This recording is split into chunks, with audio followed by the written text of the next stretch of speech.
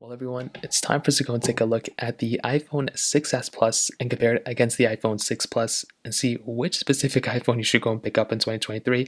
I'm going to be honest, you should not be buying either one of these phones in this year. It makes so much more sense to buy a phone like an iPhone 8 Plus, even that's like only 2 years newer than the iPhone 6s Plus. It makes no sense to buy either one of these phones, even as it just makes no sense. So if you want to pick up some phones, I would recommend buying this year. Links will be down in the description. You can get them from there and you can help support the channel at the same time. Now, starting off side by side, you can definitely tell that both of these phones are very, very similar. The iPhone 6 Plus that I have in my right hand did come out in 2014, and it's pretty insane because this was a pretty monumental change coming from its predecessor. This was the first Plus iPhone. This was the biggest iPhone we had for a long period of time. And it's pretty crazy because looking at this iPhone now, I mean, it's an older design. This was actually the first iPhone I think I ever used as my personal iPhone. So that's also something that's pretty crazy. Big, massive iPhone. I'm surprised I even use this phone. It is literally like an iPad still to me, which is insane. But I feel like it's also gotten a little bit smaller, which is kind of insane. You had the top bezel, you had the bottom bezel, Touch ID right here. You have the lightning port right here as well, which is awesome. And overall, it looked pretty good. Now, with the iPhone 6s Plus that came out a year after, this has to be probably one of the smallest changes from one iPhone to the other, probably since the iPhone 13 to the iPhone 14 in terms of design. And this iPhone looked exactly the same as the iPhone 6 Plus, but internally there couldn't have been more changes. There were tons of changes inside, which was beautiful. But between these two devices, I'd probably say that the iPhone 6s Plus clearly is the better one for sure. This one also, if you remember, was supposed to fix a big issue with the iPhone 6s Plus, which was that bend gate issue, the bending issue that happened. Luckily for us, I think that was kind of the case. They did make this a little bit of a stronger body, but there were so many iPhone 6 Pluses that bent so easily, it's insane. So that's kind of what plagued the 6 Plus, and I think that's why Apple wanted to do a better job with the 6s Plus. I'm surprised they didn't make more visual changes, though. It's actually quite insane in my opinion. Now, in terms of the thinness and thickness between them, they are very similar. Like I said, from one generation of iPhones to the other, it's insane how similar these things were. Like, Apple should have made way more differences. They did add a rose gold color of the 6S Plus, but still, I mean, it was almost the same thing. The lightning ports at the bottom, headphone jacks. The 6S Plus was the last iPhone to also have a headphone jack as well, which was pretty interesting in and of itself. On the back, we do have our standard silver backs, aluminum backs, whatever you want to call them. And again, these two iPhones look great. I mean, could you even imagine which one is which? They look exactly the same. I'm surprised Apple even did this. Like, they should have made so many more changes. But I do like, I will say Apple, has learned from this. They've given us more changes since then. But still, it's quite insane that they even gave us the same type of iPhone twice, in my opinion. Now, I will say on top of that, with the cameras on the top, I mean, they both look very good. We have the single camera setups. We have the Apple logos right here. We also have the silver backs, like I said. We have the S at the bottom. That's like the only way you can tell if you have an iPhone that has like a 6S Plus or not, is if you have the S at the bottom. The standard 6 Plus did not. And that was it. That kind of covered it up on the outside. Neither of these iPhones had IP certification. Both of these were pretty much the same thing as their, smaller, the smaller iPhones of their marks, I would say. There weren't really big differences between the smaller one and the bigger one, besides the, battery sizes and maybe a little bit of thing of the camera. Since then, every single iPhone Plus or Pro Max or model has made pretty big changes from the bottom tier to the top tier. So these ones were kind of where they were. Now, in terms of software and longevity, massive differences between these two. The 6 Plus that came out, like I said, in 2014, stopped at iOS 12, which was like 2019. It still got some software updates here and there, which was pretty insane, but still insane to me that this was actually what it was. Like, the fact that it started in 2014 and in 2019, but got security updates for 4 years is insane to me.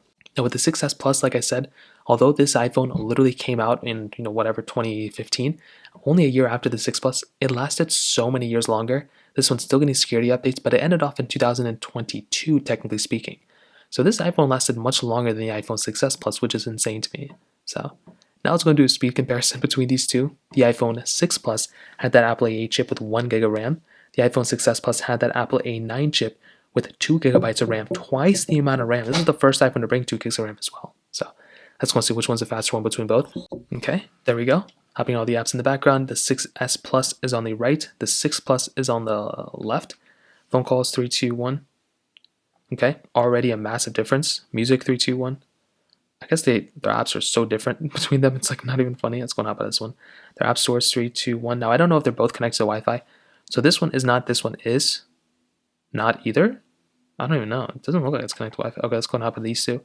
Let's go into their camera. 3, 2, 1. Perfect. Let's take a photo. 3, 2, 1. And look how similar these camera UIs are. Like it's insane how much little difference Apple's made on the camera UI. It's like crazy. Photos app. 3, 2, 1. Okay, iPhone 6 Plus was slower there for sure. Hopping out of here, we do have some of these third-party apps we can open up. Surprised I don't have Genshin Impact here. I don't even know what apps I have that are similar between them, to be honest. Do we have Subway Surfers? It doesn't even look like we have Subway Surfers. Let's go and try something like Contacts then. I guess that's the closest thing we can get to a different application. 3, 2, 1. So even on an application like Contacts, which is a very basic app, it still was substantially faster on the iPhone 6s Plus. Let's go and try voice memos. 3, 2, 1. And this time around, the iPhone 6s Plus was slower. So you can't have it all. It looks like the iPhone 6s Plus was a little bit faster there, which was very surprising. Calculator, 3, 2, 1. About the same thing. Let's tap zeros a bunch of times, or let's tap 1. Okay, it's not going to be that big of a difference there. And we can try something like Podcasts or iTunes Store. Let me see which ones we have. iTunes Store, 3, 2, 1.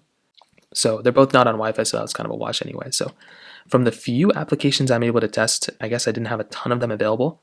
I will tell you for sure, the iPhone 6s Plus was a big difference in terms of performance. I will say though, in this day and age, because they're both very old and they're both kind of not that good performing phones anymore, it's hard to see. But I guarantee you back then, especially when I went from a 6 Plus to a 6s Plus, I didn't think it was going to be that big of a difference, but I guess it kind of was at the end of the day. So in terms of that kind of covers it up there. Now, in the camera department, as I mentioned, it's always so nice to have a good camera setup on your device. And these two phones, I would say from 2014, 2015 were solid cameras. The iPhone 6s Plus, though, was a pretty big jump because you did have the ability of shooting 4K video on the back of the iPhone 6s Plus, which was very nice. Having that type of capability was beautiful, and that in and of itself was very cool. The 6 Plus standard camera, nothing crazy going on with that one, but still had that type of capability, which is beautiful.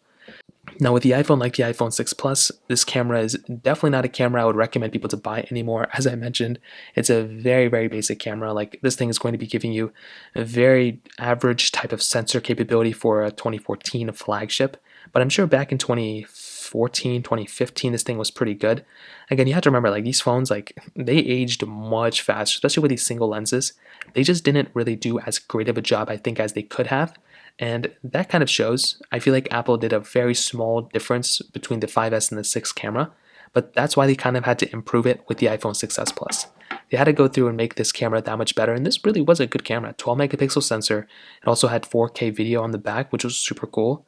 There weren't really any like crazy, like there was no cinematic mode on here or anything like that, but you still had things like time lapse, you had square mode and like some other things too. So this was still a pretty solid sensor, but I think the iPhone 6 Plus was a okay camera, but the 6s Plus was definitely a better camera for sure. So the kind of sum of this video, what I'll tell you is, I definitely do think a phone like the iPhone 6s Plus, I would say is definitely the better camera. You know, I mean, definitely the better phone in every single area.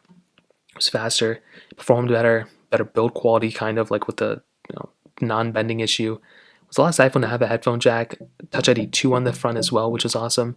And although I wouldn't recommend buying this phone anymore, I can appreciate how much better this phone was compared to the iPhone 6 Plus.